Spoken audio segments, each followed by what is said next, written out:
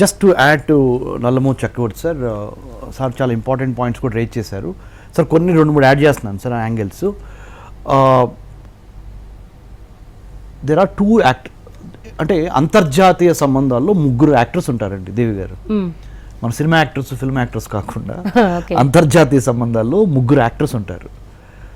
Actor, state actor, violent non state actor అని.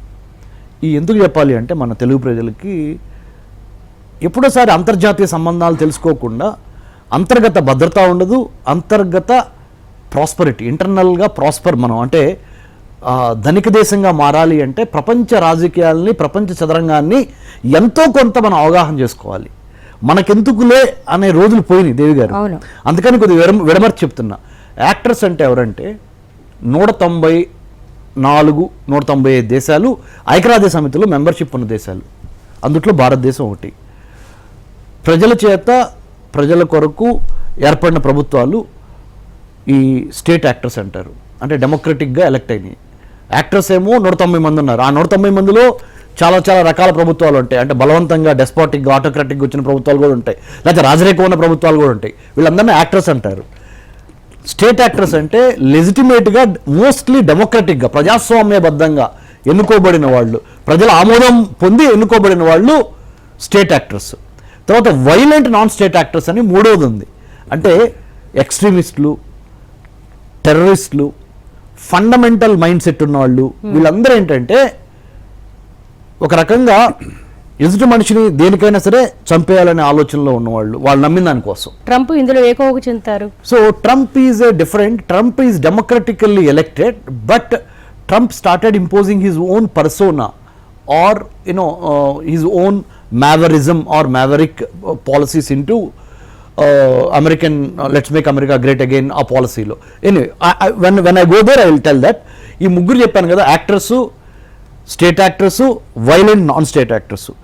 ఈ అంతర్జాతీయ సంబంధాల్లో ఈ 3 యాక్టర్స్ ఉన్నారని చెప్పాను కదా. ఇప్పుడు ఏంటంటే నెక్స్ట్ పాయింట్ ఏంటంటే భారతదేశానికి సంబంధించినంత వరకు BHARAT భారత్ 2047 భారతదేశానికి 15 ఆగస్టు 1947 స్వతంత్రం వచ్చింది కదా. 15 ఆగస్టు 2047కి 100 ఏళ్ళు పూర్తి చేసుకుంటాం. ఇప్పుడు వాళ్ళ నుంచి ఇంకొక 22 ఏళ్ల తర్వాత మనకి 100 ఏళ్ళు నిండుతాయి భారతదేశానికి. ఒక దేశం అంటే దేవి గారు ప్రజలు, నిర్ణీత ప్రదేశము, ప్రభుత్వము, సార్వభౌమాధికారము, ఈ 4 కలిస్తే రాజ్యం ఏర్పడుతుంది. వాట్ కాన్స్టిట్యూట్ ఏ స్టేట్ అంటే people, define territory, elected government and sovereignty.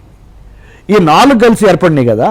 ఈ 4 ఇప్పుడు వచ్చిన గొడవ ఏంటంటే ఇరాన్లో సివిల్ సొసైటీ ఏదైతే ఉందో, అంటే ఇరాన్లో ఉన్న ఒక సగటు సామాన్య ఇరానీయుడు చాలా వరకు ఇరాన్లో బలవంతంగా 79 నుంచి రాజ్యం చేస్తున్న అయతుల్లా ఖొమైనీ ఉన్నారు కదా, ఆయనకు వ్యతిరేకంగా ఉన్నప్పటికీ బయటకు వచ్చి చెప్పలేకపోతున్నారు కొంతమంది. ఇంకొంతమంది అయతుల్లా ఖొమైనీ వైపు ఉన్నారు. ఎవరు ఎక్కువగా ఉన్నారు అన్నప్పుడు 60% ఏమో ఇరాన్లో ఉన్న అయతుల్లా ఖొమైనీ రెజ్యూమ్ మారిపోయి, ఇస్లామిక్ రెవల్యూషన్ మారిపోయి డెమోక్రటిక్గా ఇరాన్ ముందు. ఎందుకంటే Persian empire, Iran Persia empire. Persian empire was the greatest empires of many అంటే ఒక రకంగా వరల్డ్ హిస్టరీ, ప్రపంచ చరిత్రలో పర్షియన్ సామ్రాజ్యానికి, పర్షియన్ నాగరికతకి, పర్షియన్ సంస్కృతి సాంప్రదాయాలకి చాలా గొప్ప విలువ ఉంది. అన్ని ఇన్వెన్షన్స్ వాళ్ళు చేశారు. They deserve it.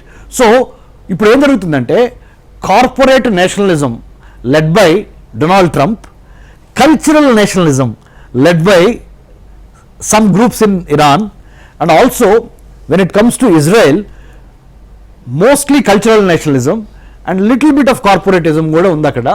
So this is the way that as a international relations scholar, అంతర్జాతీయ సంబంధాల మీద డాక్టరేట్ చేసినోడిగా మరి ముఖ్యంగా అమెరికా, ఇజ్రాయెల్ మీద, this is the way that I understand the world.